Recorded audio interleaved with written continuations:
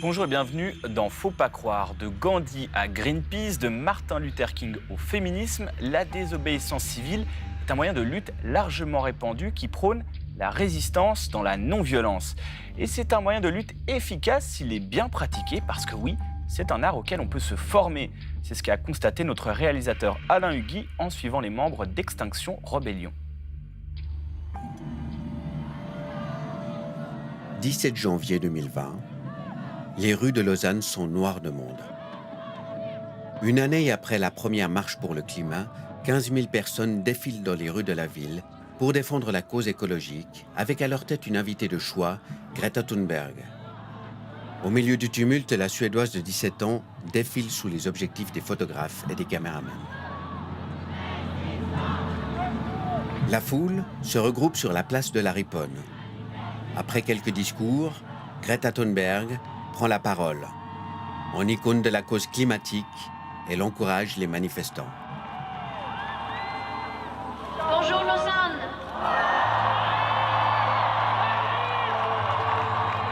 Ça va bien?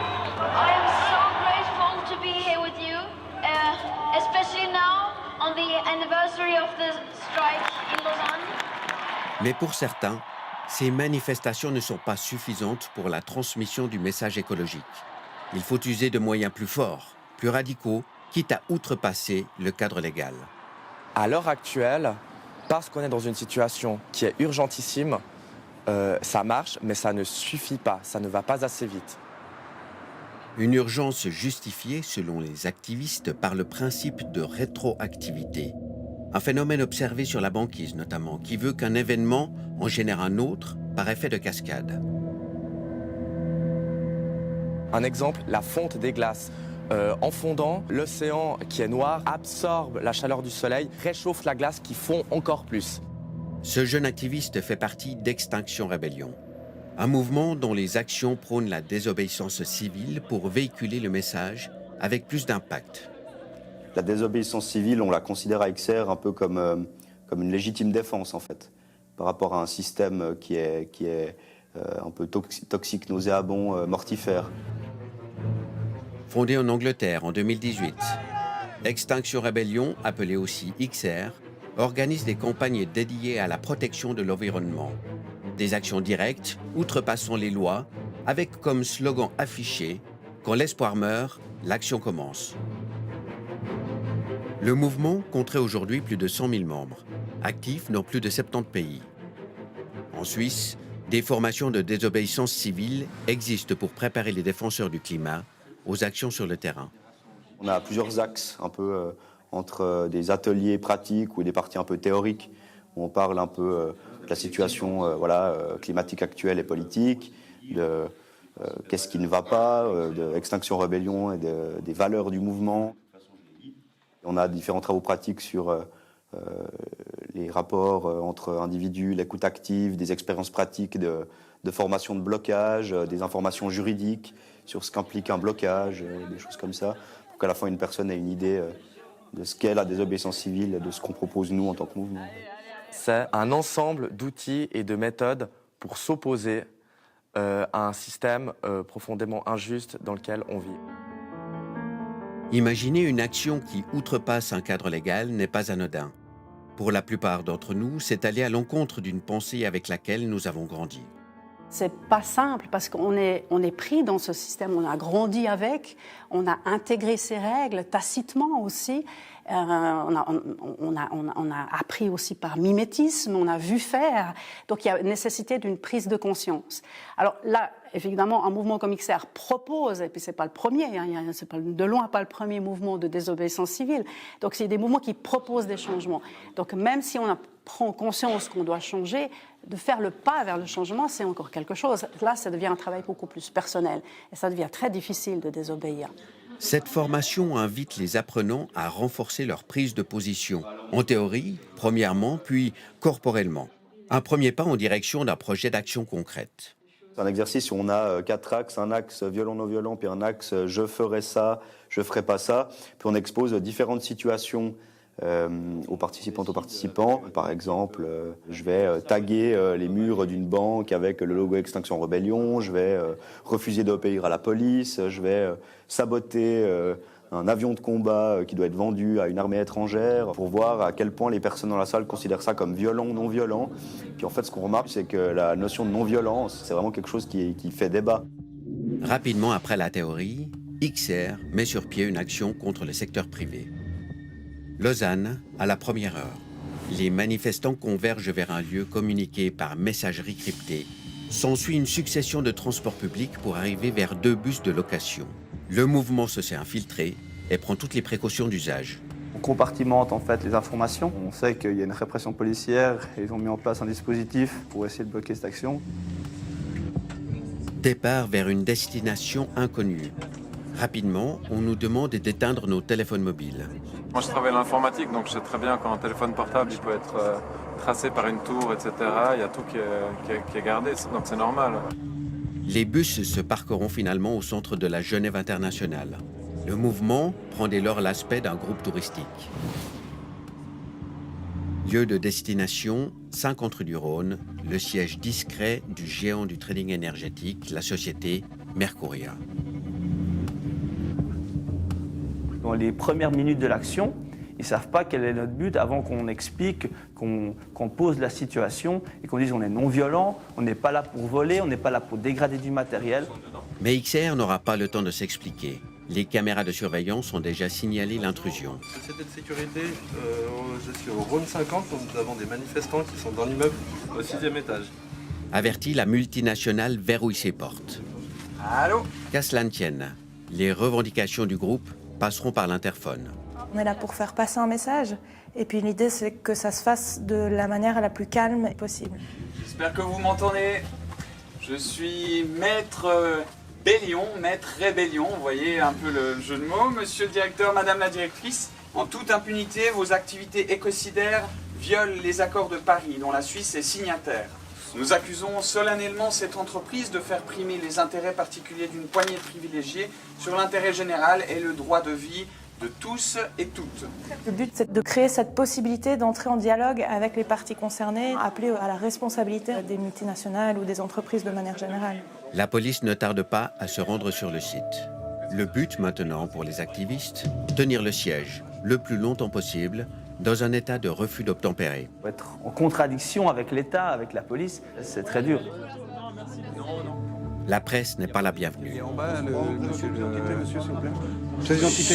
C'est 500 balles. Les contrevenants mesurent les risques encourus pour la défense de la cause climatique. Les bloqueurs vont vraiment sacrifier des fois un avenir professionnel parce qu'une action de la sorte peut engendrer un casier judiciaire. On s'expose à des conséquences qui auront un impact sur la possibilité de trouver un nouvel emploi ou de perdre son emploi actuel. Je ne crois pas qu'on s'habitue à outrepasser les lois. Je pense qu'en revanche, ça devient plus facile et on renforce notre détermination.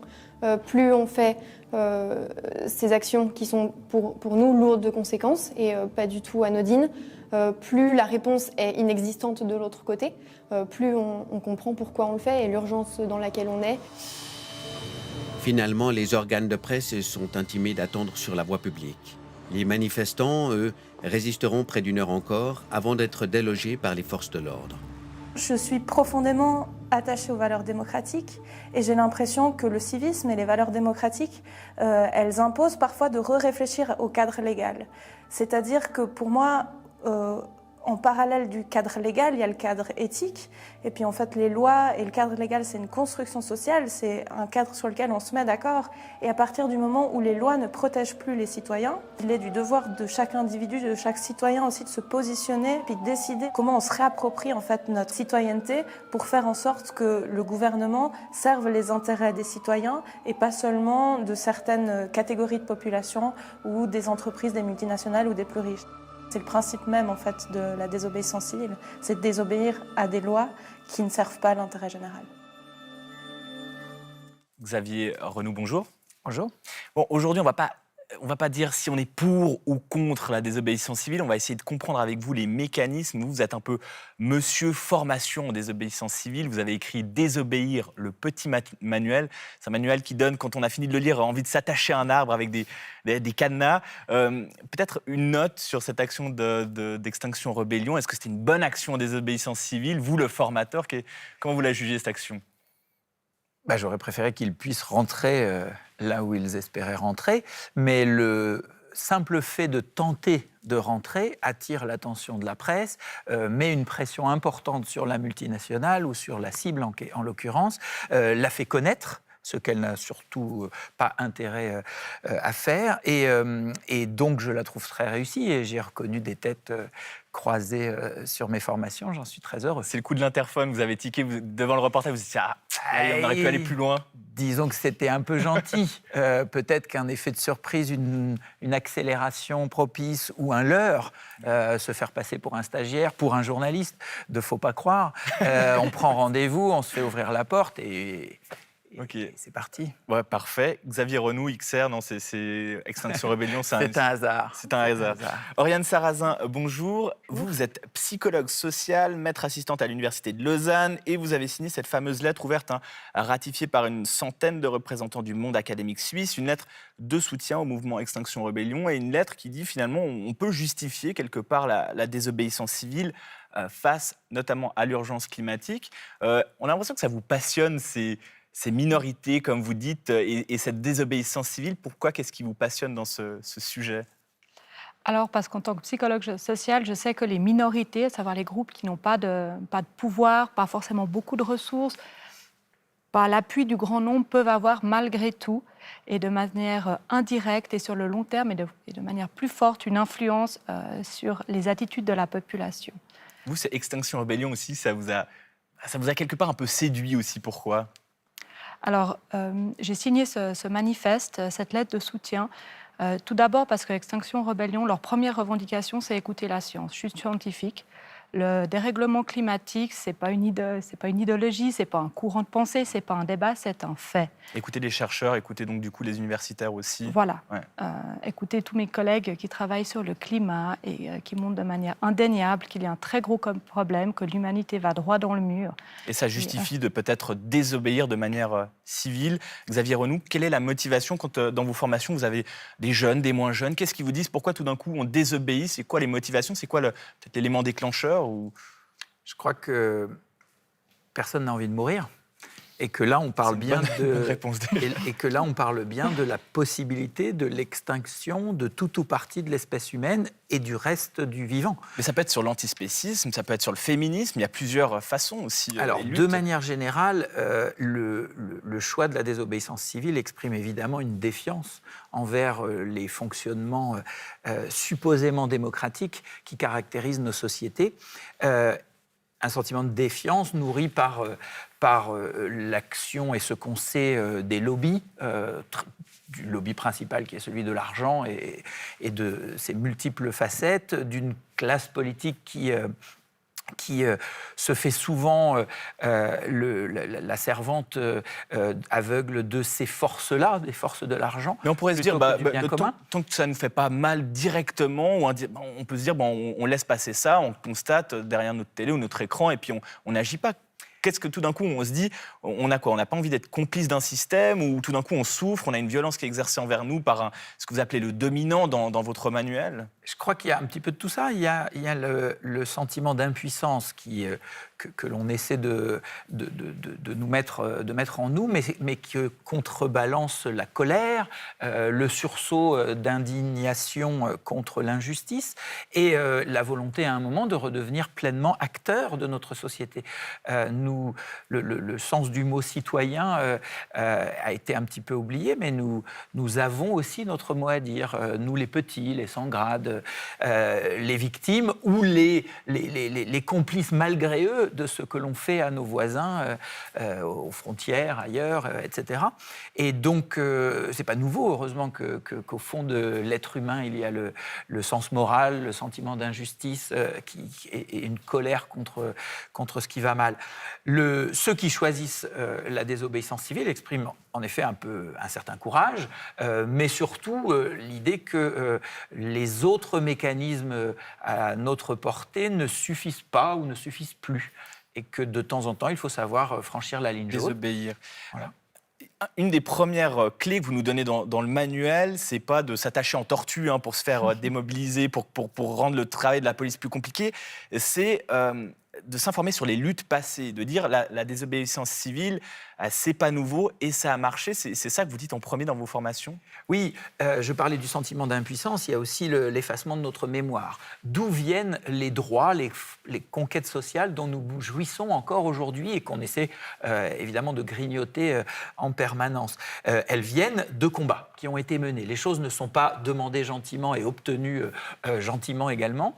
Il y a des antagonismes sociaux, des intérêts qui ne sont pas compatibles. Je parlais des puissances de l'argent, elles sont puissances parce que d'autres sont précisément privés de cet argent. Vous leur citez quoi? Par exemple, la marche du sel de Gandhi, Rosa Parks dans le bus Les droits des femmes, les droits du mouvement ouvrier, donc les droits des travailleurs, ont été largement conquis par des actions de désobéissance civile. Les femmes n'ont pas eu à prendre les armes et à tout casser pour obtenir un certain nombre de conquêtes qui font leur émancipation, toujours à défendre et toujours à faire progresser. Les travailleurs, c'est la même chose. Le premier acte fondateur du mouvement ouvrier, c'est la grève. Et la grève, avant d'être autorisée, était interdite. Il s'agissait bien d'une action de désobéissance civile. Je désobéis à la loi qui m'interdit de ne pas travailler. Je le fais de manière non violente, je ne casse rien, je ne m'en prends à personne, mais je me croise les bras en disant ceci n'est pas normal. Oriane Sarrazin, ça, les minorités qui peuvent être aussi influentes, ça vous parle en tant que chercheuse? Oui, bien sûr. Et ça, c'est quelque chose qui a été étudié d'abord en France, puis beaucoup en Suisse. En fait, ce n'est pas un courant majoritaire de la psychologie sociale, mais on sait que ces minorités peuvent avoir un impact. Et ce qui est vraiment intéressant, c'est que souvent, quand on dit est-ce que ça a un impact, on pense que les gens vont changer d'attitude tout de suite. Mais on se rend bien compte, quand il y a une action de désobéissance civile, par exemple un pont qui est bloqué, les gens ne vont pas jeter les clés de leur grosse voiture, déchirer leur billet d'avion, changer de parti politique. Non. Donc on se dit, est-ce que ça a un impact? Mais ça a un impact, je dirais, insidieux, mais dans un sens plutôt positif, où en fait, ça permet une créativité. Vraiment sur le plan cognitif, là je parle vraiment de comment ça marche dans le cerveau des gens. Le fait qu'on est exposé à une minorité qui est consistante, ça veut dire qu'elle donne toujours le même message, avec le même moyen, de manière forte, ça nous fait penser différemment. Alors, qui pense qu'elle a raison et c'est pour ça qu'elle agit aussi exactement, comme ça. Qui pense qu'elle a raison et qui a un style de communication qu'on dit vraiment intransigeant avec le pouvoir, pas avec la majorité, vous, moi, les gens dans la rue. La majorité silencieuse parfois.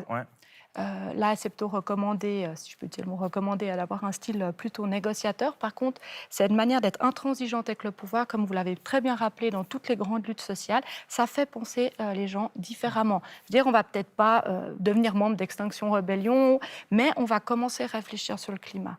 Il y a l'organisation de cette structure aussi qui parfois interroge.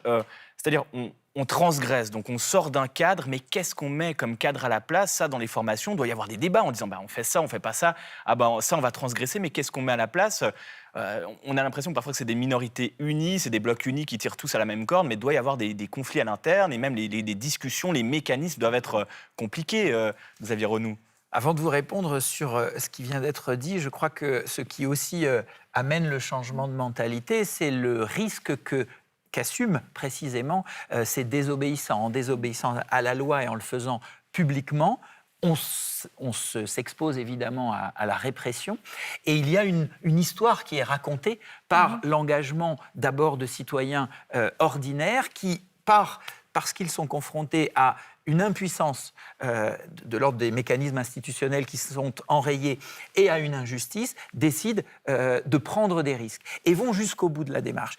Le procès fait partie pleinement de la stratégie. Le procès va servir de tribune, va constituer cette tribune qui nous a été refusée jusque-là. Et on admire les martyrs, on admire les héros, on admire et les héroïnes, les gens qui s'exposent au danger pour les autres. Pas seulement pour eux-mêmes, pour les autres. Donc ça contribue évidemment à un certain nombre de chocs. Alors je ne sais pas comment ça se produit. Vous dites dans votre livre, pas besoin de martyrs pourtant. Non, l'idée c'est plus une mise en scène du risque Il y a un véritable risque, bien sûr, mais un risque mesuré. Moi, je n'invite surtout pas au sacrifice, mais j'invite à calculer le risque, assumer la part de risque que l'on est capable d'assumer. Donc, prendre le risque nécessaire. Ce que fait Extinction Rebellion en choisissant la forme pique-nique, c'est-à-dire festive, mais bloquante des grands axes routiers, a tout compris. Et c'est, vous l'aviez dit tout à l'heure, vous l'aviez mentionné, ce grand exemple de la marche du sel. Trouver le sel chez Gandhi, c'était trouver l'objet, l'outil, la façon de faire à la portée de tous. On ne fabrique pas des super-héros et nos formations ne sont pas pour des James Bond. Ce sont des formations d'abord intellectuelles. Il y a bien sûr un peu de travaux pratiques, mais c'est d'abord intellectuel. C'est une démarche qu'il faut comprendre, concevoir. Et la stratégie d'Extinction Rebellion, en proposant un outil tout simple, s'asseoir sur la voie publique de manière festive pour partager un repas, un endroit qui va gêner évidemment le trafic routier et les autorités, montre qu'ils ont tout compris. Je vous fais comme ça, Xavier Renou, c'est-à-dire que je dois passer la parole, c'est en langage non verbal dans les séances d'Extinction Rebellion, c'est ça. Peut-être sur cette organisation, vous, ça vous a fasciné, Oriane Sarrazin, c'est-à-dire comment ça marche, comment tout d'un coup on redéfinit, parce qu'il y a des travers aussi dans l'organisation d'une association, d'un mouvement. On se dit on peut avoir un leader charismatique, quelqu'un qui prend la place, qui prend la parole, qui décide à la place des autres. Ce fonctionnement de cette structure, vous l'avez analysé un petit peu Alors, pas analysé au sens proprement dit, mais c'est clair que ça m'intéresse beaucoup. Et je pense que peu de gens du grand public se rendent compte du niveau d'organisation et de méta-réflexion. En fait, les gens discutent, mais ce n'est pas propre à Extinction Rebellion. Il y a aussi d'autres mouvements liés au climat qui ont ce niveau d'organisation. Et c'est là que ça devient, je trouve, intéressant sur le plan de l'influence sociale, parce qu'en fait, pour qu'on se sente influencé par une source, il faut aussi un peu qu'on se reconnaisse en cette source. Et je pense que ces aspects d'organisation, de mise au calme, de réflexion aussi, on peut imaginer aussi d'exclusion de quelqu'un qui voudrait quelque chose qui ne correspond pas au mouvement, qui pourrait être trop violent, par exemple, je pense que ça peut parler à la population générale. Aussi le fait qu'on a très bien vu dans le reportage, il y a des membres de tout âge. Le stéréotype qu'on a, parce que la psychologie sociale, c'est aussi beaucoup sur les stéréotypes, c'est le ou la jeune, finalement, ça permet de sécher quelques cours, d'aller s'enchaîner sur un pont. Non, c'est pas du tout ça. Et ça permet aussi tout un travail cognitif de voir que c'est des gens très différents, des gens auxquels on peut s'identifier, quelqu'un de notre âge, de notre genre. Voilà, il y a vraiment des gens de tout bord. En tout cas, c'est mon impression. Je vais enchaîner sur une toute autre thématique, la non-violence. C'est-à-dire que la désobéissance civile, c'est constitutif presque de la désobéissance civile. Sinon, ce serait la révolution. C'est la différence entre désobéissance civile et révolution. Pourtant, Machiavel disait en son temps, la fin justifie les moyens, à condition que cette fin soit morale, bien sûr. Est-ce qu'on pourrait pas dire, ça justifie la violence ou la non-violence, c'est rédhibitoire? Pourquoi c'est rédhibitoire? Alors, l'adage le plus connu, c'est la fin qui justifierait les moyens, et Gandhi a renversé le principe en disant la fin est dans les moyens, c'est-à-dire que les moyens ne sont pas neutres. Le choix des outils va déterminer le type de fin que l'on va obtenir. Si je prends le fusil pour libérer une population, je prends goût au fusil. Je sélectionne aussi le type de militant parce que ça n'est pas donné à tout le monde. L'entraînement militaire, les caches, acheter les armes, etc. Le choix de la violence extrême du fusil, mais la violence de la casse ou de l'affrontement avec la police, c'est un choix qui crée un gouffre, qui établit deux camps stricts, qui pourtant qui ne peut pas dialoguer, du coup. Voilà, qui interdit tout dialogue et tout changement de camp. Or, il ne s'agit pas d'opposer révolution et désobéissance civile. Moi, je prône une révolution anticapitaliste, mais non violente. Et cette révolution, sa condition, c'est que une partie des gens qui sont aujourd'hui dans l'autre camp changent de camp. Il faut que la porte soit ouverte pour que les gens qui n'ont pas intérêt à défendre le système qui nous emmène vers le mur changent de camp au dernier moment et qu'il ne reste que le sommet de la pyramide qui sera le dernier. Et il y a aussi un non-retour en arrière dans la violence, c'est-à-dire qu'on tue quelqu'un, on ne peut pas réparer. Ça veut dire que c'est une pureté de l'idéologie de dire, en fait, on n'a pas pu se tromper. Si on tue quelqu'un, il y a quelque chose qu'on ne peut pas réparer, qu'on aurait dans la non-violence. La non-violence est une approche modeste. C'est D'abord, l'idée que la conscience a des droits. Oui, bien sûr, quand j'accepte ou quand je considère qu'il faut désobéir à la loi, j'estime que ma conscience peut à un moment avoir des droits, y compris sur la majorité. Mais je sais que ma conscience peut aussi m'induire en erreur et pour cette raison, je fais le choix de ne pas utiliser des moyens irréversibles. C'est-à-dire que s'il m'était prouvé que j'avais tort de neutraliser une parcelle d'organismes génétiquement modifiés, par exemple, les fameux OGM, eh bien, je pourrais réparer le tort que j'ai causé en replantant, en remboursant, en réparant. Quand je mutile un policier avec un cocktail Molotov, avec un caillou, avec un fusil évidemment, eh bien je m'institue en une espèce de Dieu peut-être, qui saurait tout et qui aurait toujours raison. Et l'autre aurait toujours tort. Ça, c'est insupportable. Oriane Sarrazin, pour une minorité, c'est pas malin d'être violent quelque part ou... Alors, en tout cas, c'est pas stratégique. Alors là, vraiment, sans jugement sur les idéologies, sur les moyens, on risque de provoquer ce qu'on appelle la réactance. C'est un phénomène aussi très connu en psychologie. Si on va trop loin, trop fort, alors on risque de convaincre les gens qui sont déjà tout proches d'être convaincus. Donc là, les gens vont dire, ouais, ceux-là, ils vont aussi loin. Mais les gens qui sont indécis ou alors qui ne connaissent pas bien la cause, qui n'ont pas une idée précise du message, si c'est trop fort, trop violent et que ça ne correspond pas du tout à leurs valeurs, là, on risque même d'avoir des gens qui se polarisent, mais dans l'autre sens. Et on ne révélera pas cette majorité silencieuse qui finalement était proche de sympathiser avec une... Voilà, donc c'est assez stratégique de faire des choses visibles, des choses avec un message fort. Après, bien sûr, il y a des gens qui vont être exaspérés dans leur voiture et puis qui vont décider de polluer encore plus après. Ça, on ne peut pas échapper, à mon avis. Mais en tout cas, pour convaincre les gens qui pourraient être convaincus, la non-violence, en tout cas, est vraiment le moyen. Bon, la violence, c'est aussi un peu subjectif. Quand on séquestre un patron, etc., c'est une forme de violence aussi. Ça peut être perçu, la violence psychologique aussi. Alors nous, on ne va pas séquestrer un patron, on va le retenir pour une réunion un peu tardive. Ou séquestrer un journaliste aussi. Et le travail sur la forme est important.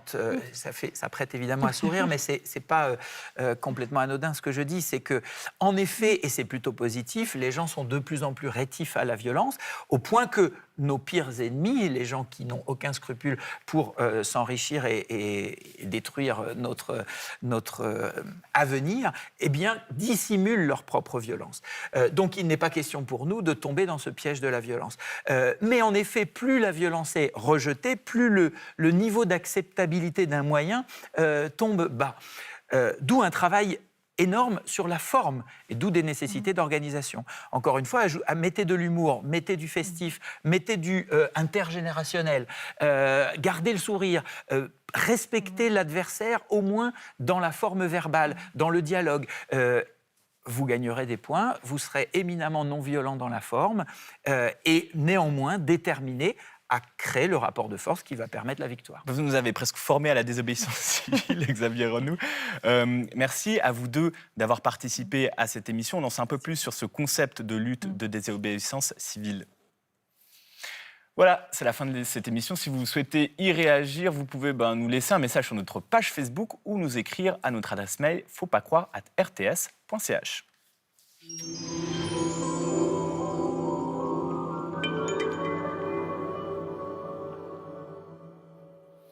Faut pas croire, c'est terminé pour aujourd'hui. On se dit donc à la semaine prochaine, même chaîne, même heure. Et d'ici là, portez-vous bien.